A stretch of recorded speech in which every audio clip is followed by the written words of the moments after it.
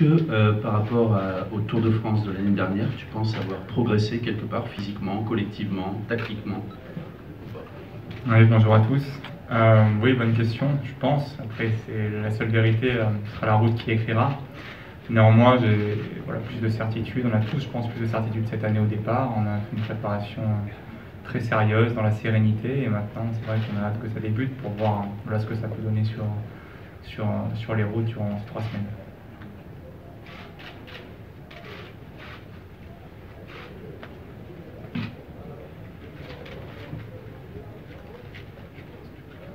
Oui, bonjour. Question pour Romain aussi, Jean-François Fornel de la Croix.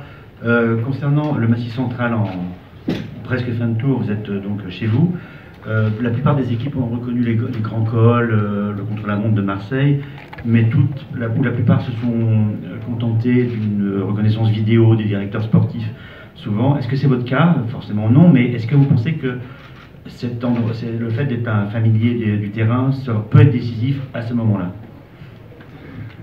Alors ne vous attendez pas à ce que vous en livre trop maintenant, hein. On verra le jour J, mais je peux vous dire, voilà, j'ai bien reconnu, et c'est vrai que ça pourrait en surprendre certains. Néanmoins, c'est un petit peu à l'image de ce tracé, hein, qui se veut offensif sans vrai répit, avec entre les Pyrénées justement et les Alpes, une traversée du Massif central la veille d'un repos qui pourra vraiment être périlleuse. Donc c'est vrai que le moment venu, j'espère vraiment en faire un atout de connaître parfaitement sa route. Question?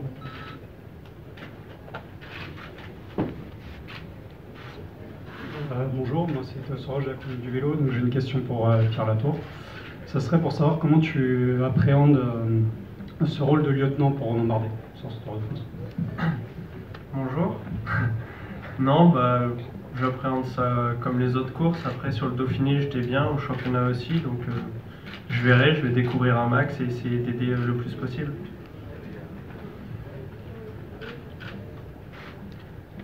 Question suivante. 2 secondes. J'arrive.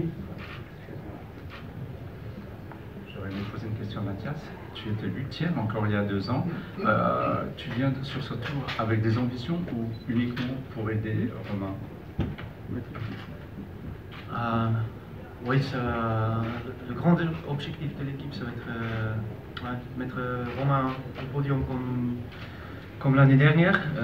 Oui, moi j'étais déjà dans les top 10, alors oui, j'ai l'expérience, quand même un peu d'expérience, je sais ce qu'il faut faire pour être là. J'espère qu'avec cette expérience, je peux faire un bon travail pour lui. Partager cette expérience avec lui, de lui supporter au max.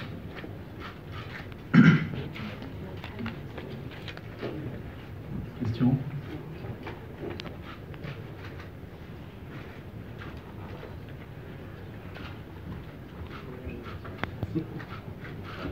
Bonjour, question pour Romain, bonjour, vous avez Montferrand, France Info. Pour le grand public qui t'a vu sur la deuxième marche du podium, ils disent bon maintenant il faut viser la première place. On sait évidemment que c'est pas aussi simple que ça. Mais est-ce que tu as évacué cette deuxième place à l'orée de ce nouveau tour, ou est-ce que c'est quand même tu ressens que c'est une petite pression auprès des fans, du public, des gens qui sont sur le bord des routes à soutenir? Oui, il y a des attentes qui sont supérieures. Après, voilà, c'est mon 5e, je prends le départ de mon 5e Tour de France, le 4e de l'optique de faire le classement général, donc je sais à quoi m'attendre. Et puis bon, rappelez-vous, l'année dernière, un bon nombre d'entre vous étaient là, on avait annoncé qu'à moyen terme, l'objectif c'est de faire un podium sur un grand tour.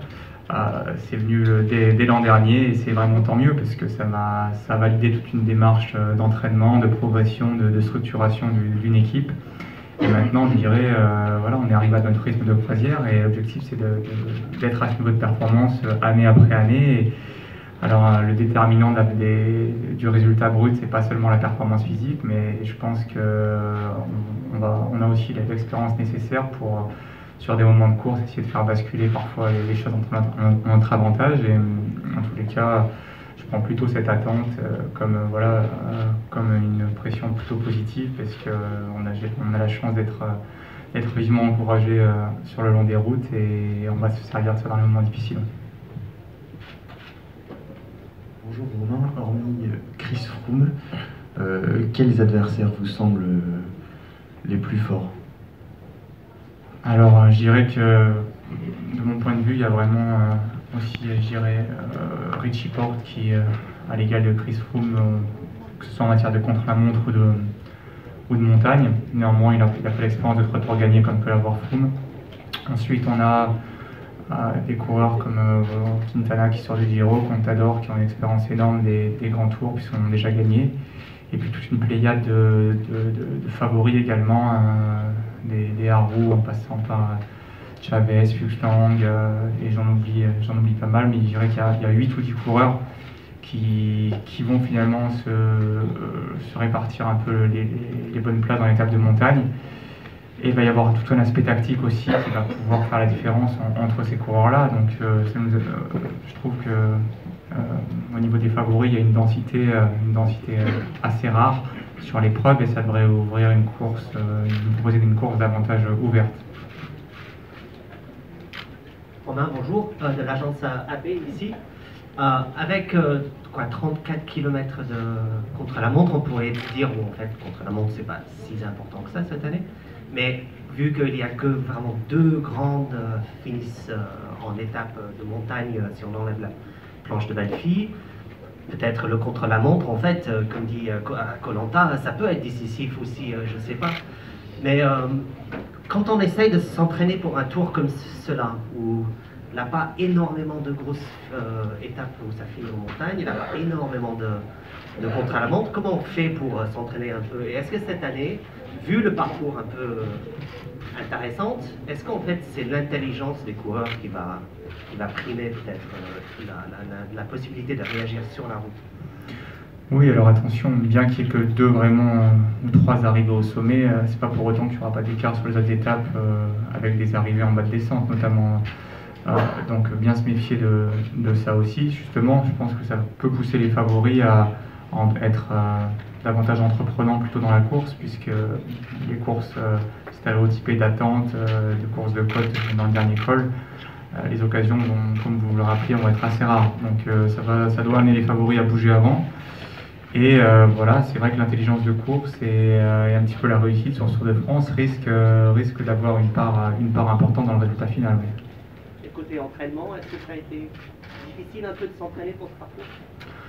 Alors non, l'idée c'est vraiment aussi de continuer à travailler mes qualités qui sont la montagne, mon explosivité et puis surtout quelque chose qui se travaille un peu moins, c'est le relâchement pour prendre des bonnes décisions, le bon feeling au bon moment en course, surtout pour essayer de déclencher des mouvements qui sont des mouvements de course qui peuvent être prolifiques pour le classement général. Merci. Thomas Damuso, ancien coureur professionnel qui travaille chez Factor, va poser le vélo que la maison Factor a fait spécialement pour Romain, designé spécialement avec une petite phrase assez sympa écrite dessus. Donc si vous voulez tout à l'heure faire des photos avec. Question suivante, Jean-Luc. Oui, une question pour Romain.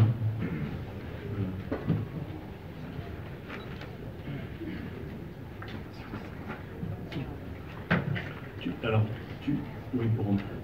Tu as prolongé parce que tu as le sentiment que tu n'es pas arrivé au bout du projet, j'imagine, mais les sollicitations ont dû être nombreuses. As-tu hésité longtemps?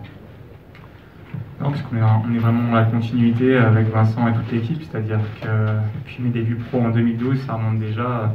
Là, on a une progression vraiment linéaire, l'équipe s'est aussi structurée, a répondu à mes attentes, comme je pense aussi avoir pu le faire, et c'est tout à fait logique et dans l'ordre des choses de poursuivre l'aventure, puisqu'il y a une synergie vraiment qui s'est développée, une structuration aussi, et moi j'ai maintenant tous les moyens qui sont mis à disposition pour moi comme pour tous les coureurs, l'équipe qui performe aussi pour continuer ma progression physique et avoir des résultats au fil des ans.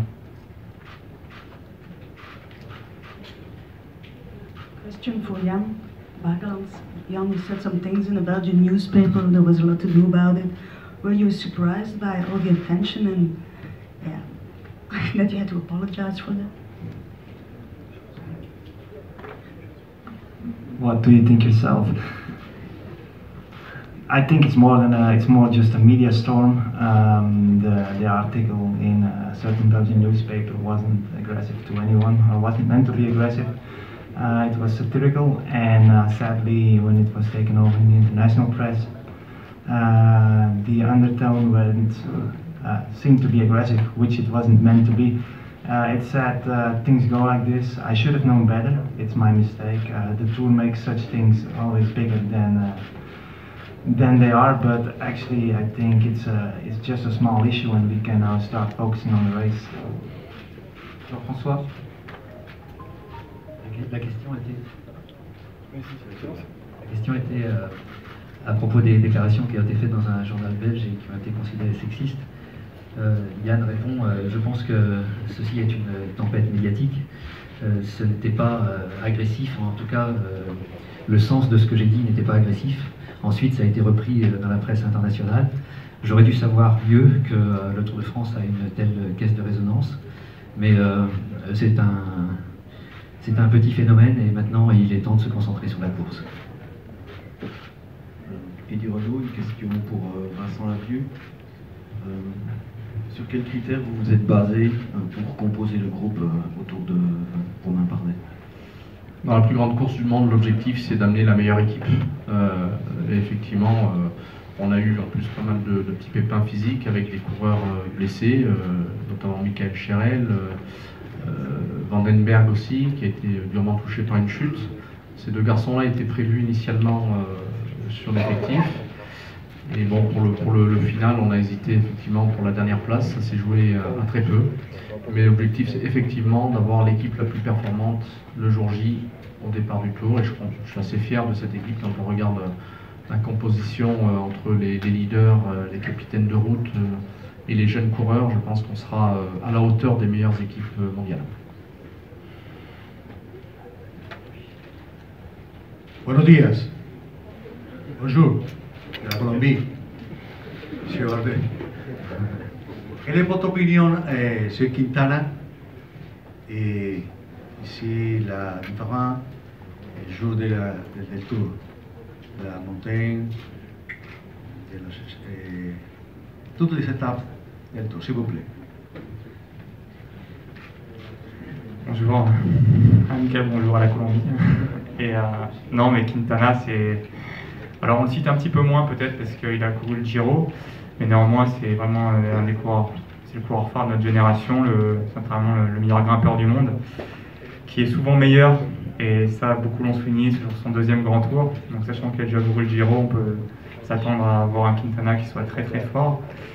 Après, le fait qu'il y ait peut-être moins de montagnes que les autres années ne va pas aller dans son sens, mais voilà, c'est un coureur qui, de toute façon, s'il n'a pas de soucis, aura une place sur le podium, et je pense que maintenant, après avoir fait plusieurs fois deuxième, il veut vraiment la victoire, donc il va tout jouer pour ça, et puis surtout, voilà, il est dans certainement une des équipes, c'est l'équipe la plus forte avec Valverde, donc la Movistar, c'est vraiment la grosse équipe aussi de ce Tour de France. Les fameuses 3 dernières questions. Ensuite, les coureurs seront individuellement à votre disposition.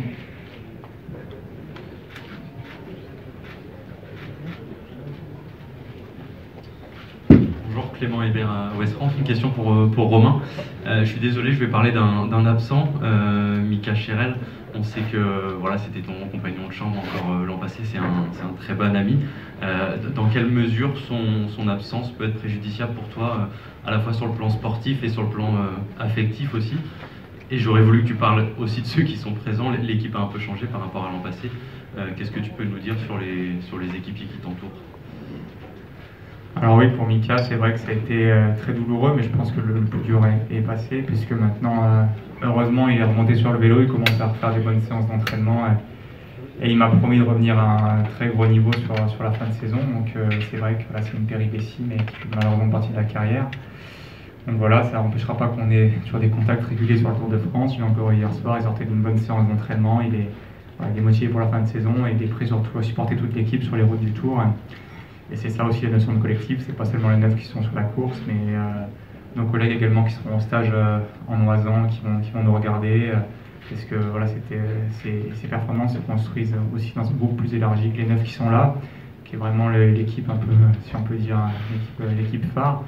Et autant certaines années on allait sur le Tour avec peut-être quelques carences dans certains registres, là que ce soit autant sur le plat ou en montagne, l'équipe n'a jamais été aussi forte.